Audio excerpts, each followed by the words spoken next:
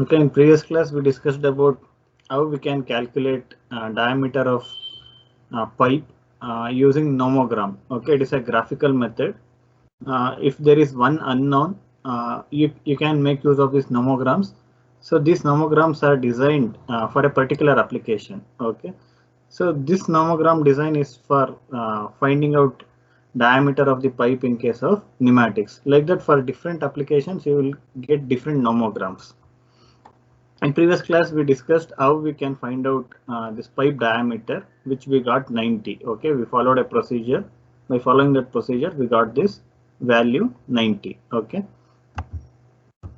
so in today's class, so we are going to discuss how we can refine this value. Okay, so if you consider the complete circuit, okay, so or if you consider the overall pressure line, so it not only includes pipe. Okay, it not only includes the distribution pipe. So here also passes through some of this additional equipment or valves.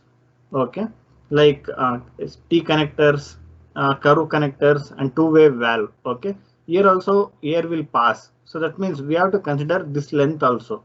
In next procedure, we are going to consider the length of these connectors, curve connectors, and two-way valve. Okay, which are part of the circuit. So for that there is a separate nomogram. Okay, this is a nomogram to calculate length of some of the equipments. Okay, so in this example we are using only 3.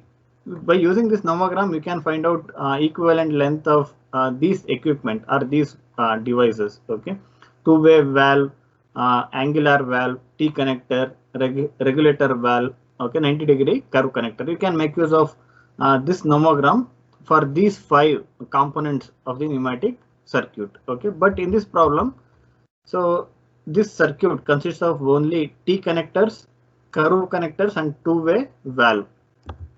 So that means we want only first one, two-way valve, then a T connector 1, 3, and 5. Okay, regulator valve and angular valve are not included in this problem or in this example. Okay, so here in the nomogram, these horizontal and vertical lines, okay, already available. Even these lines, okay, these inclined lines, it will be already printed in the nomogram. Okay, based on the it is like a mathematical relation. Based on that relation, so this nomogram is designed. Okay, so here this line, this is numbered as 1. This is for two-way valve, and this is for angular valve, and the 3, this is for T connector, and this is for regulator valve, and this is for curve connector. Okay, on the x-axis, that means on the horizontal axis, diameter of pipe is represented. So this 15, 20, 30, 40, 50, 60, 80. So these values represent diameter of the pipe, and on the y-axis or on the vertical axis, equivalent pipe length is represented. So now consider already we determined diameter. Okay, diameter of the pipe. So what is the value of diameter? 90. 90. Okay, so here on the horizontal axis, you can see here we are considering that diameter value 90. Okay, next after this, so you have to draw a vertical line. Okay, consider 90, then draw a vertical line.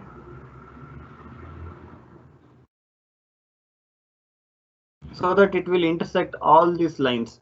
Okay, now consider the corresponding points. Okay, when you draw a vertical line, considering the diameter of the pipe value which you have already determined, okay, 90. So you are going to draw this vertical line. Then this vertical line will intersect these lines. Okay, these inclined lines. So one is the two-way valve. Okay, so you will get this point. Okay, so next you can draw horizontal line.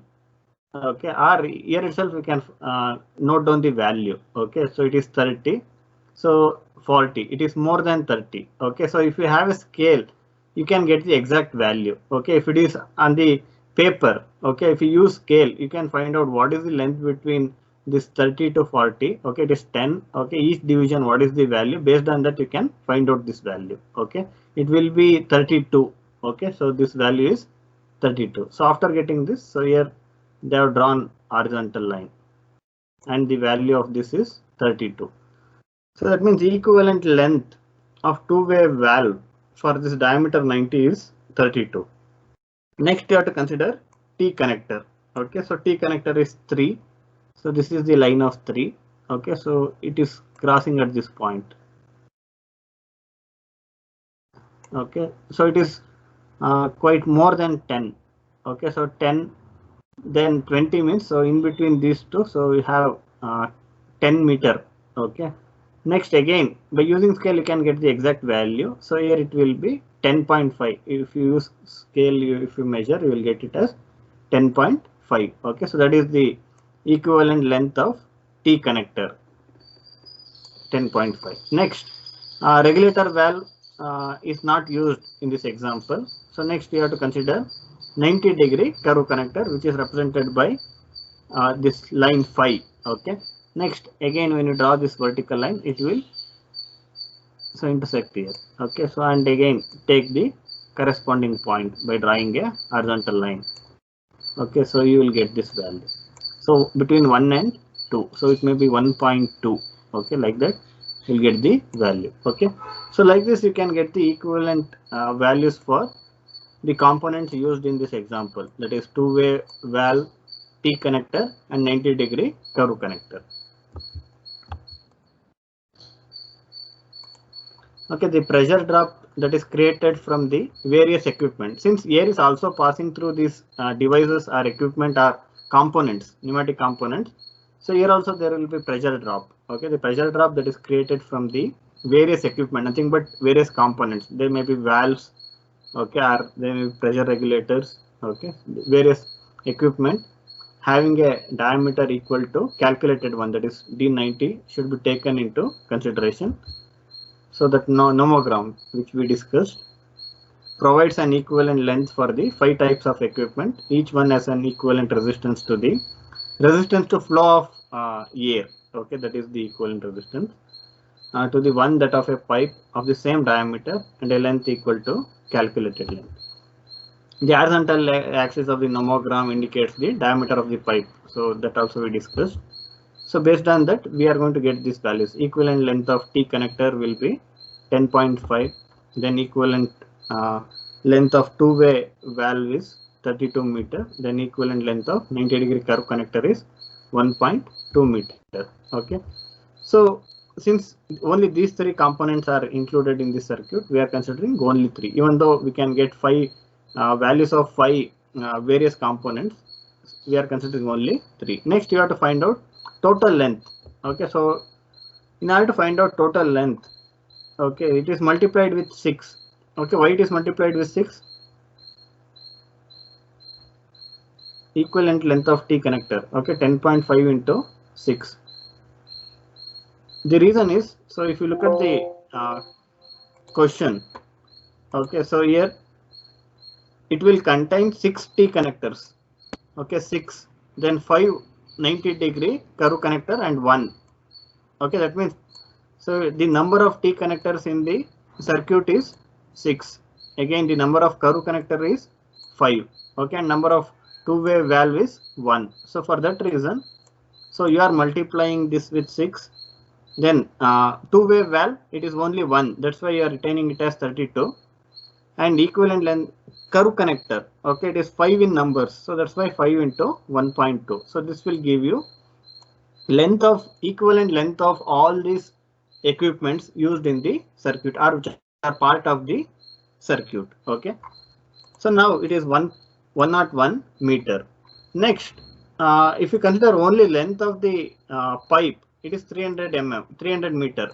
Okay, if you consider overall length, how much it is? What is the overall length of the circuit? That or pressure line? The total 300 plus 101 add. We will get a 401. 401 meter. Okay. So yes, thus the overall length of the pressure pipe can be considered as 401 meter. Okay. Now initially we did calculation of diameter by considering only 300 meter. Okay, using this nomogram here we considered length of the pipe as only 300. Okay, now we have to revise this value. Okay, next. This overall length is 401 meter. With respect to the total length of the pipe, we could repeat the calculations for the correction of the initial calculation. That means initially we considered length as 300 meter and we determined the diameter. Suppose if you want to get the diameter of the pressure pipe, okay, average diameter of the pressure pipe by considering overall length, then you have to make modifications. Okay, so you have to consider this length 401 meter. By following the same steps as before, we can calculate the final diameter of the pipe, which is 96 mm. Okay, so now consider the value, new value. Okay, so earlier we considered 200, then 300. Now it is 401. So that means this point will change. Okay, so the new point will come here, 401. Okay, next airflow, the value is same.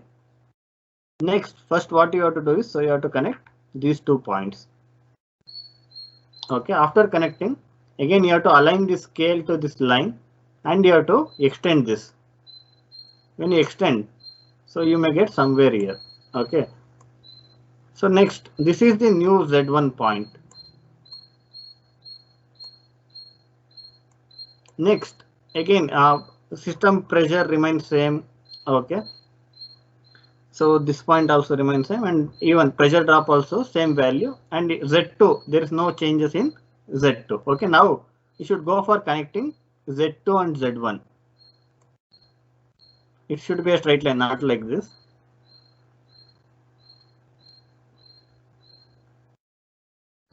Okay, if you draw a line connecting Z1 and Z2, now you can see it is 90. It will be more than that, 96 you are going to get. This is the new value of diameter of pipe. Okay, so this is the procedure to find out the new value, that is D96. Okay, so if you search in Google, okay, you will get nomogram for the for calculation of diameter of pipe. Okay, if you take that printout, okay, empty nomograph, okay, you can find values for it. Okay, so you cannot construct on your own. Okay, you don't know the units for each division. You cannot do that, but what you can do is, so you can take printout and you can practice for different values.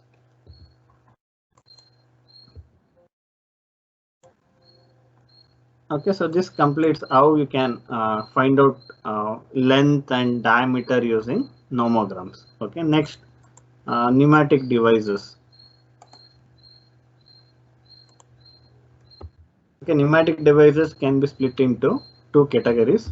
One is pneumatic actuators, means cylinders and motors. Okay, the devices that are able to transform the energy of the pressurized air into a directional or rotational motion, such as pneumatic cylinders and motors, which are also called as pneumatic actuators. So this is one group of pneumatic devices.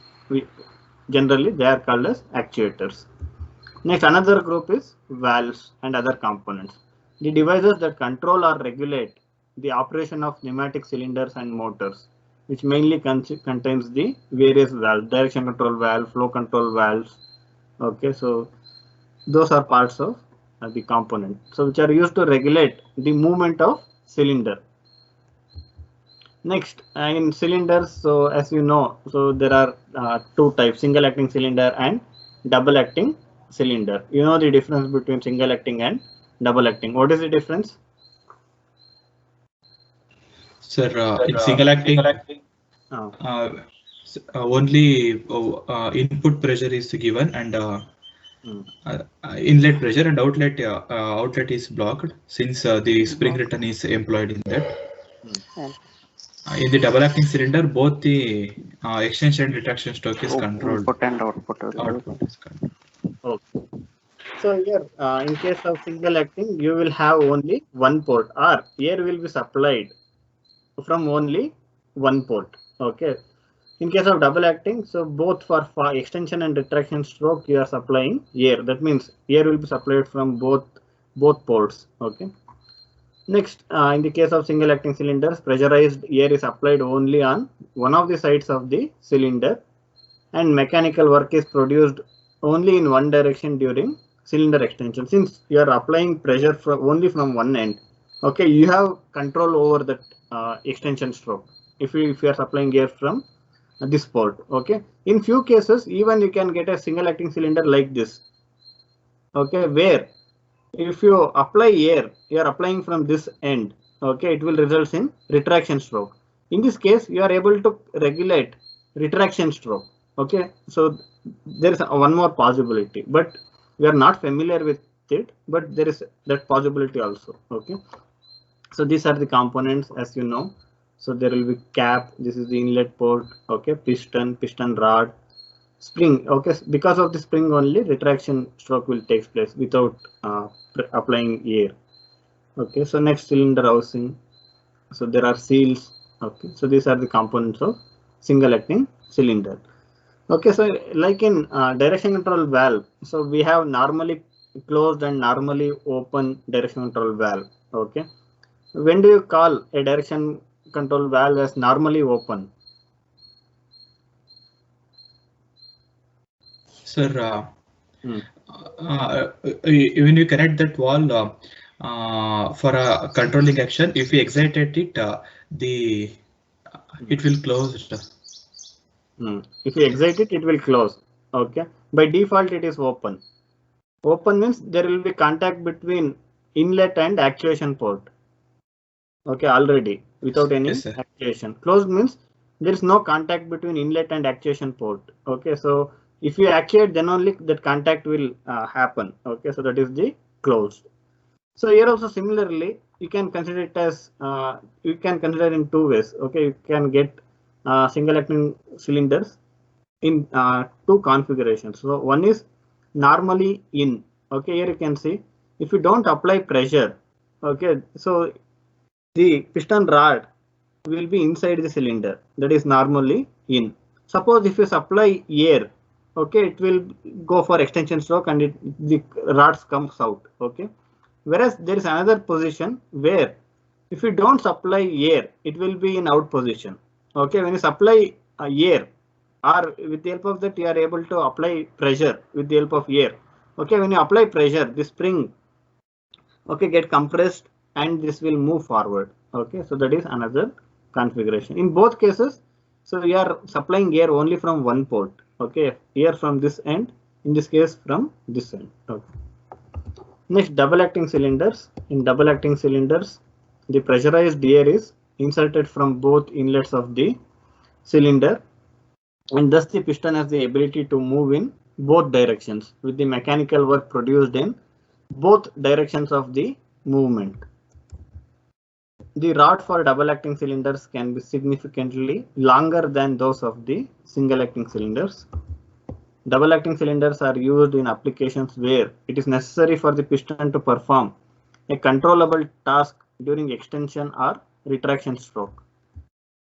Okay, so this is the construction of double acting cylinder. It will have two ports. This is one port and this is another port, okay. When you supply air from this port, okay, so the piston will move forward simultaneously, okay. So the air that is collected or entrapped in the cylinder, okay, that should come out. Otherwise, even extension stroke cannot take place only by applying pressure from this end. It cannot take place. At the the air which is inside the cylinder also must come out, okay. So ilinda air ಹೊರಗಡೆ ಬಂದ್ರೆ ಮಾತ್ರ ಇಲ್ಲಿ move ಆಗುತ್ತೆ, ಇಲ್ಲ ಅಂದ್ರೆ so it cannot move, okay. So during extension stroke, what will happen is, so you are supplying air from this port, okay. Air will move inside and it will start applying pressure, okay. Simultaneously, the air which is already in the cylinder, it will come out, okay. So because of that, extension stroke takes place. So that is denoted by this arrowhead and this one, okay. Next, so if you supply air from this port, okay, so retraction will take place. Again, the air which has collected in this cylinder, okay, that should come out from this port, okay.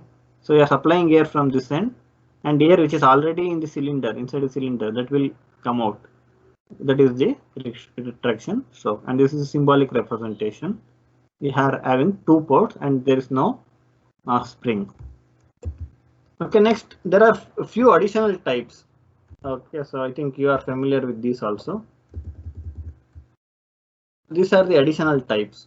Okay, double acting cylinder with adjustable cushioning at both ends. So if a double acting cylinder is represented like this, it is a simple double acting cylinder without cushioning.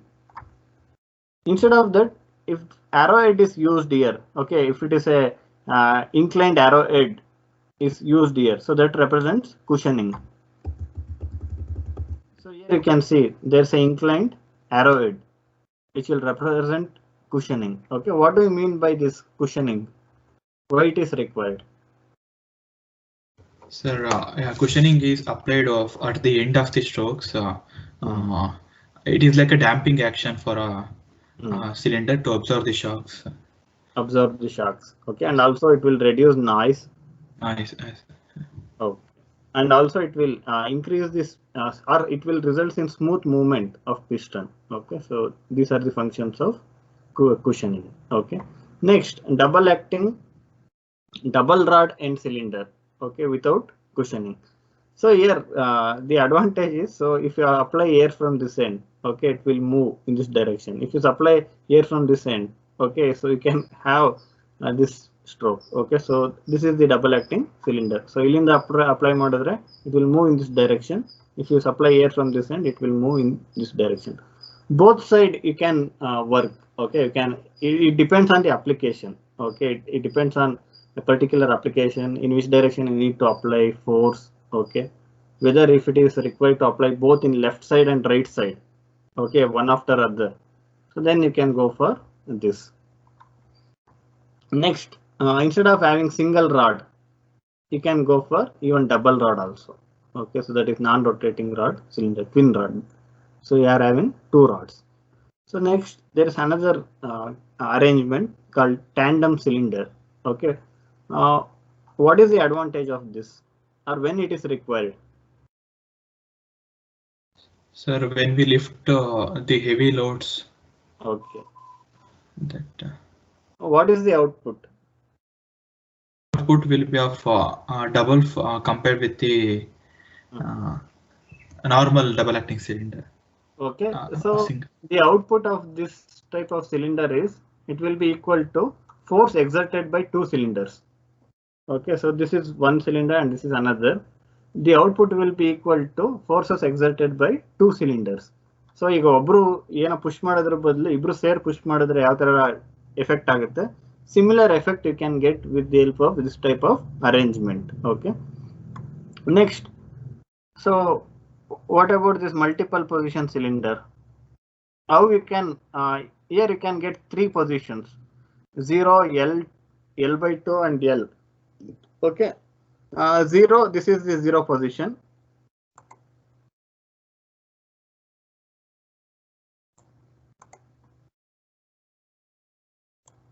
Okay, so this is the 0 position. Okay, next, when we can get L by 2 position? So L supply ಮಾಡಿದ್ರೆ ನಮಗೆ L by 2 position ಸಿಗುತ್ತೆ.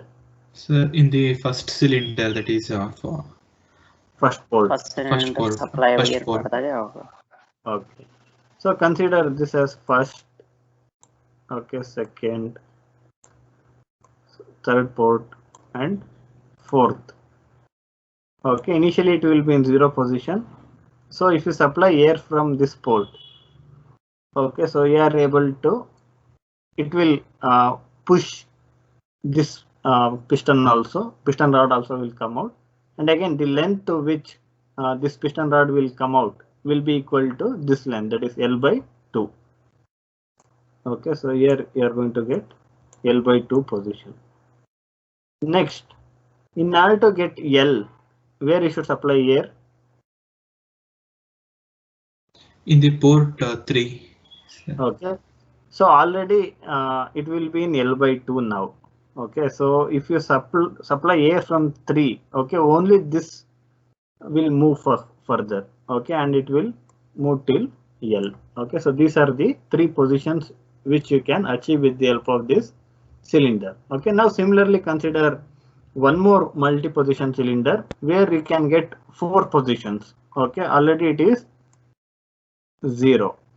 Okay, next L/2 when you can get, so again by supplying air through this first one, so it will push this for L/2 distance, and again so there will be no movement of it since it is outer connection. Okay, only this will complete cylinder will be moved further. Okay, so it will come to L/2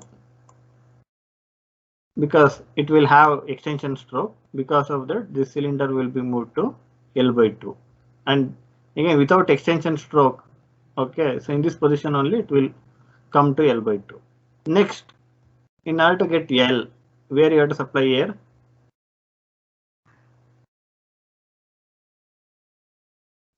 So for the port 3, that L cylinder having an inlet port of L.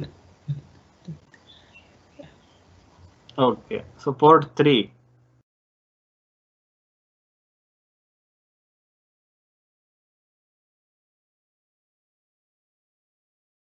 Okay, then how you can get 3 L/2?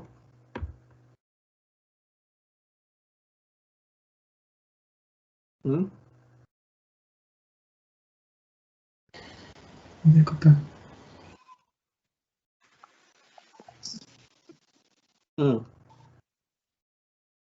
So there are 4 positions. Okay. 0 L/L, then by supplying both piston. So 3 L/2. Okay. So now, okay, so these are the 4 positions you can achieve with the help of this arrangement. Okay, so no doubt with 0 and L/2. Okay, now if you want to get L, how we can get it? That is the question. Sir, the L/2 cylinder must be of initial position. Okay, only so by initial position. Okay. By exciting only the cylinder of L, we can get length L. And by exciting both cylinders, we can get 3 L/2. Oh, okay. So that is the proper way. Okay. So only by giving input to this, you can this will be pushed to L/2, and this will come to this position L/2. Next, if you want to get L, okay, if you give input to this port, you can get 3 L/2. You cannot get L. Okay, in order to get L, what you have to do is, so you have to take it back. You have to get extension stroke of this one. Okay, so then it will move back to 0. Okay, so then if you give input to this port, it will move for L. Okay, so this is how you can get 4 positions. Okay, so you can watch this video, you will understand it's working. Okay, already you are familiar with this.